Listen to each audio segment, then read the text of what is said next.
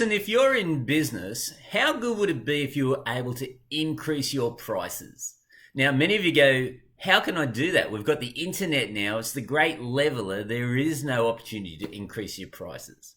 Well, I'm going to share with you a way to do that that's quite easy. Before I do, my name's Ian Marsh. I'm a business consultant, and occasionally I help other people learn how to become consultants as well. I take on a handful of them and show them simple strategies, one which you're about to learn right now, that are game changers for their clients. So let me tell you a story, and it happened last night. This is how this live came about.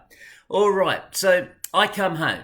Everyone's having a good time. The wife's having a wine with a friend, socially distanced, by the way, for all of you people out there spying on everybody else. So we were our 6 foot distance, but they're having a lovely wine, and I see this bag of dog food on the table. And those of you who don't know me, I have a absolute love for animals, as everyone in our family does. We've got 27 animals on our property, believe it or not. Anyway, we got to feed the suckers. And so I see this food on the table, and here it is here. Okay, so dog food for Harley. Harley's a beautiful little girl. She's a half German Shepherd, half Rottweiler. Supposedly, if you saw her, you would not believe it. All right, because she doesn't look like one. She's the biggest sook on the planet. But we've got this food here, and my dear wife bats her eyelids at me and says, "Oh, honey, look at the new dog food I got. It's a new type of dog food." And it was only $60. I went, $60? Are you kidding me? Because this is 2.5 kilos of dog food, okay? And we normally pay about $20 for the same thing from Woolworths. And she goes, no, true, it's good value, it's good value. I go, how do you work out that it's good value where we're paying $60 for this food instead of $20? And she goes, well, because I got $10 off. It's normally $70, so I got it for $60. How good's that? Well, fair enough. Now, you know, if you're married, guys, you know the wife's always right. You're not going to argue with her about this, but you say, honey, I get that you saved $10, but how did we make a great deal when we normally get the thing for $20, not $60? Even though you got $10 off $70, well done, hun. And she goes, well, look at this, okay? And then she started showing me some things, okay? So, and this was the main reason my beautiful wife bought this. 50% off of our profits help save rescue dogs, okay? So that was the game changer that convinced my beautiful wife, who is better price conscious than I am, believe it or not. That was the deciding factor that helped her decide to buy this $70 dog food, get $10 off it, so it's $60, instead of paying $20 at Woolies. You with me? So let me show you these two things, just so you understand the reality. So normally, $71.99 for this wonderful dog food. She got $10 off, so it was $60 if she's telling the truth. She got it at Pet Barn. Okay, now this is the one that we normally buy. $19, grain-free, Optimum, okay, Optimum. It's got a vet there, veterinarian Chris Brown, so he should know something about good dog food. Okay, so we've now got dog food that is triple the price after discount of what we normally pay. Why did my wife make that decision and pay triple what she could have paid for dog food? Well, the key thing is because it wasn't about the dog food, ladies and gentlemen. And this is what I want you to learn from this training. It's not about the dog food. You've got to understand why people are buying whatever they buy. Okay? People don't buy a Mercedes because it's the most economical, fuel-efficient, safest car on the planet. They buy it because of the way it makes them feel. So they pay 5 or 10 times what a similar vehicle, a Hyundai, for example, would cost, so that they can cruise around and say to the world, here I am, I've made it, and good luck to them too, by the way. Okay, if they want to buy a depreciating asset like that, that's fantastic. That's what makes the world go round. But it's the reason they bought the vehicle. You with me? It's not really about the price. People only focus on price, ladies and gentlemen, if you give them no other option.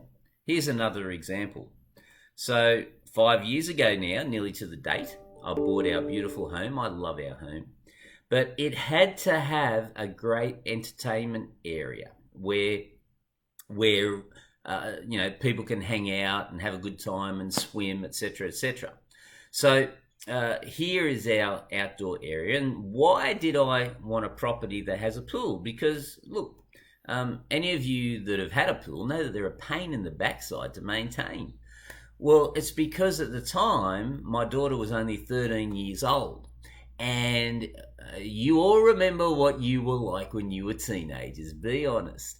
And I wanted to keep an eye on my daughter. So I wanted to see if I could have secret spy cameras here, there, and everywhere, and have her bring her friends to our place to hang out and have fun instead of going out and doing all other sorts of weird and wonderful things. That is why I wanted a property with a great outdoor entertainment area, so all the friends would want to come and hang out at our joint. Make sense? So that's why that made the price of the property less relevant than the benefit that I would derive from it. Okay, so when I got my family out there having a great time and they're swimming and jumping around and everyone else is there, I know that my family is safe. Okay, so coming back to each of you, how are you charging for what you're doing right now? Are you making your services or your goods simply an object? Is it an apple for an apple? Why should I buy, I don't know, well, they don't make Commodores. Who would have believed that they would have canned Holden? Oh my God, I'm not happy, Jan. Okay, but you go to one Ford dealer and buy, I don't know, what, a Mustang? That's nice. And you go to another Ford dealer, buy a Mustang. How do you determine who's going to buy the right vehicle and for what price? Okay, it's got to be about more than the item you are selling. So what I want all of you to do is the takeaway from this lesson is to work out how you can create the perceived value for your client, make it a high perceived value so that they're buying it on the benefits that they're going to gain by dealing with you and what you're offering, not simply the object itself. Okay, I've built 5 multi-million-dollar companies now, and not one of them was I the cheapest. In fact, just about all of them, I was one of the more expensive options that you could choose. Okay, so, but in all honesty, I would say to you that I am reassuringly expensive because people don't utilize me as a business consultant because I want to hand over money to a business consultant. They pay me as a business consultant because I get results and I guarantee them. Hence, there's no issue with what they pay me because it's all about what I make them. Simples.